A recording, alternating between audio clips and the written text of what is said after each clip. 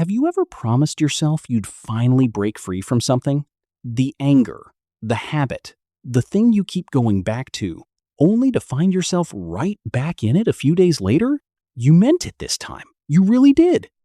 And then it happened again. Be honest. That cycle is exhausting, and it's so easy to walk away from it, believing you're just weak or undisciplined, or that God must be so disappointed in you by now. But what if the reason you keep losing this battle isn't that you're not trying hard enough?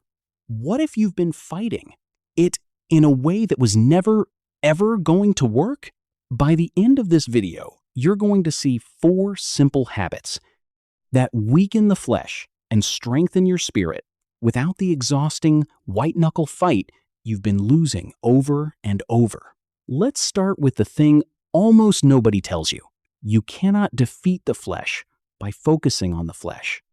The harder you stare down a craving, the louder it screams.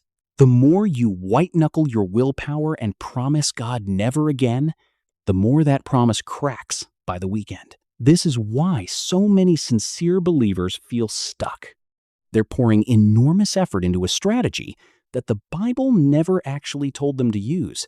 Now, before we go further, I have to clear up what the Bible even means by the flesh, because this is where people get hurt.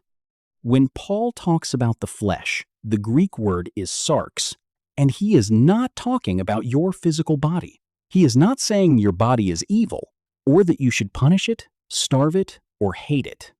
God made your body. Jesus took on a body.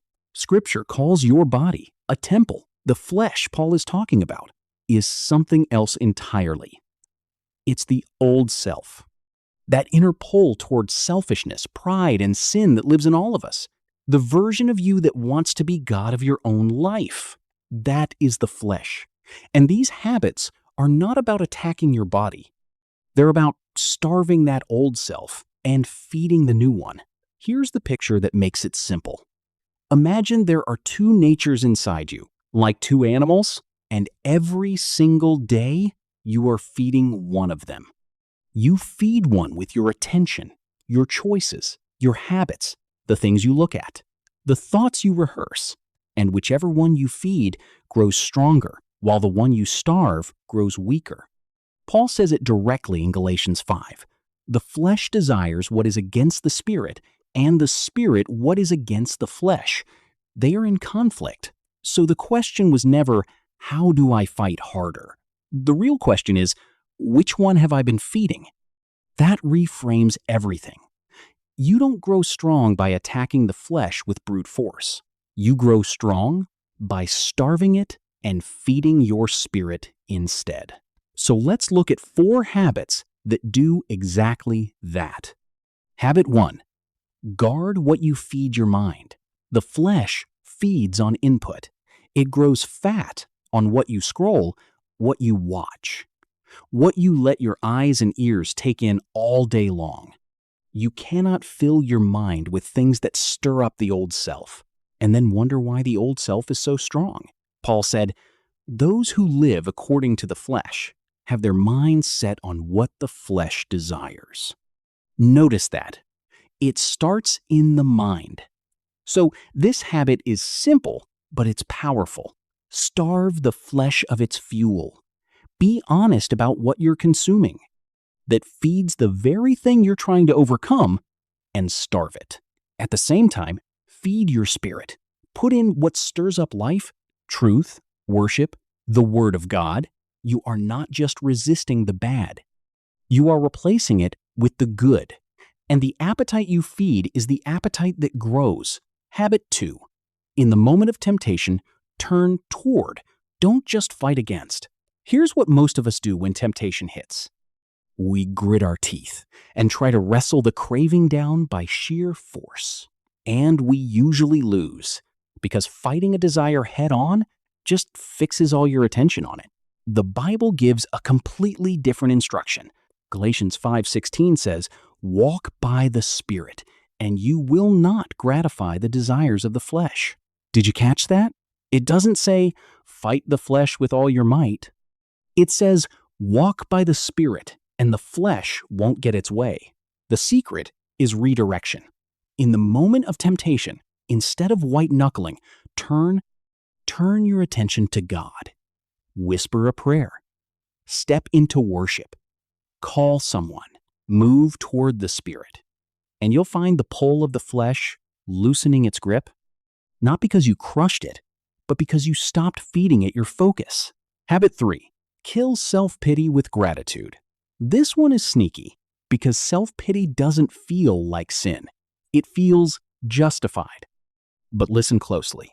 The old self grows fat on self-pity, on complaining, on rehearsing everything that's wrong and everything you've been denied.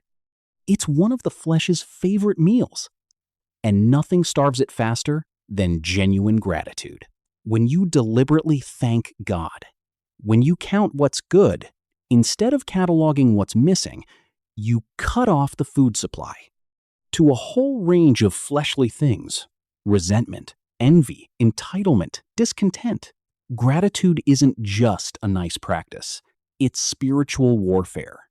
Every real thank you is a meal stolen right out of the mouth of the old self. Habit 4. Drag the hidden things into the light. The flesh does its very best work in secret. Shame, hidden sin, the struggle you'd never admit to anyone. These things grow strongest in the dark, where no one can see them and nothing can challenge them. Isolation is the greenhouse where the old self thrives. So this habit is about exposure. The Bible says in James, "Confess your sins to each other and pray for each other so that you may be healed." And in 1 John, if we walk in the light, we have fellowship with one another. Notice the pattern: light, fellowship, honesty with a trusted person. The moment you drag a hidden struggle into the light, whether before God or a safe brother or sister in Christ, it loses an enormous amount of its power. What grew strong in secret begins to starve in the open. Now here's the thread running through all 4 of these, and it's the most important thing I can tell you. Not one of them is about you summoning more willpower. Every single one is about starving the flesh of what feeds it and feeding your spirit instead. This is the difference between religion and life in the Spirit. Religion says, try harder, grit your teeth, clean yourself up. The gospel says, you can't win that way, so stop. Walk by the Spirit. Let God's Spirit in you do what your willpower never could. Paul knew this from the inside. In Romans 7, he confessed that the very thing he didn't want to do, he kept doing. The greatest missionary in history was losing the same fight you've been losing. But then Romans 8 opens with the answer. If by the Spirit you put to death the deeds of the body, you will live. By the Spirit, not by your own strength. The power to change was never meant to come from you. It comes from the Spirit of God living inside you. And your job is simply to keep feeding that and stop feeding the other. So let's be really clear about grace, because you need to hear this. You are going to stumble. There will be days you feed the wrong nature and feel that old failure wash over you. And here is the good news. One slip is not the end. You don't have to spiral into shame and start over from zero. The moment you notice, you simply turn back and feed the right one again. Growth isn't about never failing. It's about which nature you return to feeding again and again over the long run. It's not that you have to fight harder. It's that you have to feed differently. It's not that the flesh is too strong for you. It's that it only grows as strong as you feed it. It's not about your willpower at all. It's about the Spirit's power in you. The old self you've been struggling against isn't defeated by a war of effort. It's defeated by a change of appetite. Stop feeding what's been dragging you down. Start feeding what gives you life. Do that day after day, and you will look up one day and realize the thing that used to own you has quietly grown weak. Not because you finally fought hard enough, but because you finally stopped keeping it alive. So tonight, before you close this video, pick one, just one of these 4 habits and decide you'll starve the flesh and feed your spirit in that one area starting tomorrow. And say it out loud or in the quiet of your own heart. Holy Spirit, I stop feeding the old self. I'm feeding you instead. And if this reached something you've been fighting, go down to the comments and type these words: feeding my spirit, starving the flesh. By typing it, you're letting go of the willpower battle you were never meant to win and stepping into the power that actually changes you. If someone came to mind while you were watching, someone stuck in that same exhausting cycle, believing they're just too weak, share this video with them. It might just be the exact reminder they need today. And if you want more of these simple, freeing biblical truths, subscribe to BibleTruth, where we break down scripture to help you resolve your faith and walk in real freedom.